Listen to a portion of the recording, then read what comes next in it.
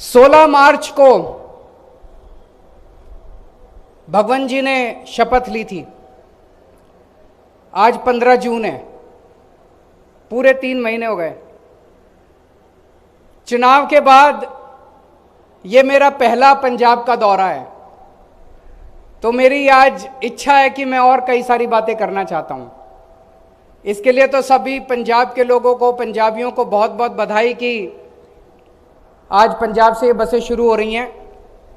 लेकिन पिछले 3 महीने के अंदर जितनी तेजी से और जितने व्यापक, जितने कठोर निर्णय लिए गए हैं, मुझे नहीं लगता 70 साल के अंदर कभी भी इस किस्म के निर्णय पंजाब के अंदर लिए गए हैं। जितना कड़क, जितना ठोस प्रहार, अटैक भ्रष्टाचार के ऊपर हुआ है पंजाब के अंदर पिछले 3 महीने में, उतना शायद पूरे देश के अंदर कहीं नहीं हुआ इस तरह का अटैक भ्रष्टाचार के ऊपर। कई कदम उठाए गए, भ्रष्टाचार की एक्शन टेलीफोन लाइन शुरू की गई, एंटी करप्शन एक्शन लाइन, कि अगर कोई भ्रष्टाचार करे, रिश्वत मांगे, मना मत करना, उसकी फोटो निकाल लेना, उसकी रिकॉर्डिंग कर लेना, हमें भेज देना। मुझे बताया गया कि नीचे के दफ्तरों के अंदर भ्रष्टाचार बंद हो गया। हो गया कि नहीं हो गया? नीचे के दफ्तरों के अंदर आम आदमी के लेवल पे जो भ्रष्टाचार होता था, वो भ्रष्टाचार बंद हो गया। अगर हम बेईमान होते, हमने ये कैसे कर दिया? क्योंकि आज एक कट्टर ईमानदार सरकार है, और ऐसी सरकार है जो कठोर निर्णय लेने से घबराती नहीं है। 2 मिनट के अंदर निर्णय लिए जाते हैं, कठोर से कठोर निर्णय लिए जाते हैं।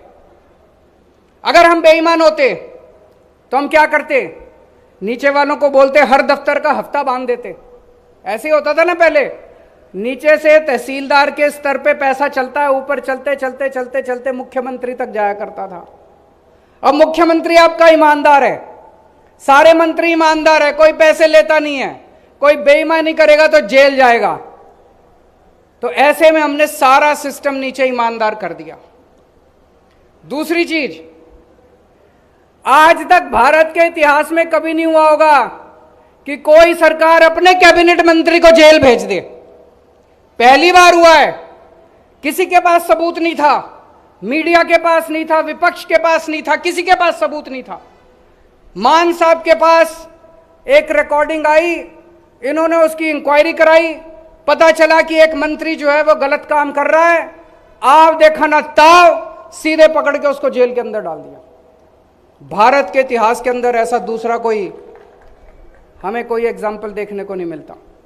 सारे महकमों में, सारे अफसरशाही में, सारे एमएलएज में, मंत्रियों में, सब में मैसेज चला गया, संदेश चला गया कि भैया अगर ये सरकार अपने कैबिनेट मंत्री को जेल भेज सकती है तो सारे सुधर जाओ, अब भ्रष्टाचार नहीं चलेगा इस सरकार के अंदर। एक और बहुत बड़ी बात हुई, पहले ट्रांसफर पोस्टिंग का माफिया चला करता था। एसपी की ट्रांसफर, एसएसपी की ट्रांसफर, आईजी की ट्रांसफर, डीआईजी की ट्रांसफर, डीएम की ट्रांसफर, बोली लगती थी। अब एक पैसा नहीं चलता, बिना पैसे के ट्रांसफर पोस्टिंग होती है। आप सोच के देखो कि अगर कोई एसपी, कोई एसएसपी, कोई डीआईजी, कोई आईजी, कोई डीएम अगर पैसे देके ड्यूटी पे लगेगा, पोस्टिंग कराएगा, तो वो तो अपराधियों के साथ मिलके उनसे पैसे कमाएगा। उसको तो पैसे भी तो निकालने हैं, पैसे भी तो कमाने हैं। अब कोई पैसा नहीं चलता, एक नया पैसा नहीं चलता। मेरे से कुछ पंजाब के कुछ अधिकारी आए थे मिलने के लिए, बेहद ईमानदार अधिकारी, खुडे नहीं लगा रखा था पिछली सरकारों ने, उनकी आंखों में टप टप आंसू बह रहे थे। बोले जी हमने कभी जिंदगी में नहीं सोचा था कोई सरकार आएगी और हमको कोई फील्ड पोस्टिंग मिलेगी। हमें कोई कभी नहीं सोचा था कि ईमानदार लोगों की कभी इज्जत होगी। बोले पहली बार ऐसी सरकार देख रहे हैं जो बिना पैसे लिए हमारी ट्रांसफर पोस्टिंग कर रही है। और सोचो अगर बिना पैसे लिए पुलिस वालों की और सिविल एडमिनिस्ट्रेशन की ट्रांसफर पोस्टिंग हो रही है तो वो निडरता के साथ, बिना, उनको भी अब पैसे कमाने की जरूरत नहीं है, वो भी ईमानदारी के साथ काम कर रहे हैं। उनको खुला दे रखा है, पैसे नहीं कमाने, बेईमानी नहीं करनी, जनता की सेवा करनी है। एक और बहुत बड़ी बात, जितने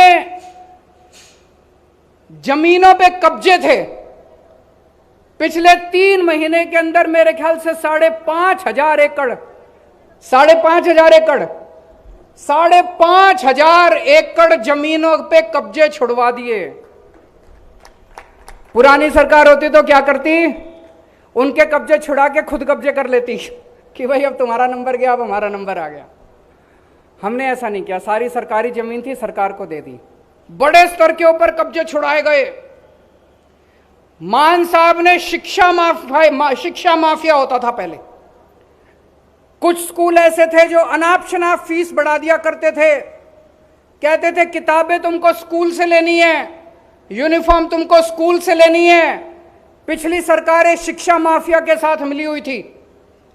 आज ट्रांसपोर्ट माफिया का खात्मा हुआ है पंजाब में।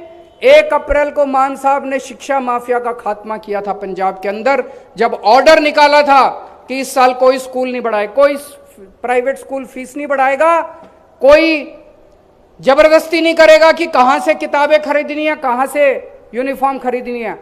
पेरेंट्स का जहां मन करे वहां से किताबें खरीद सकते हैं।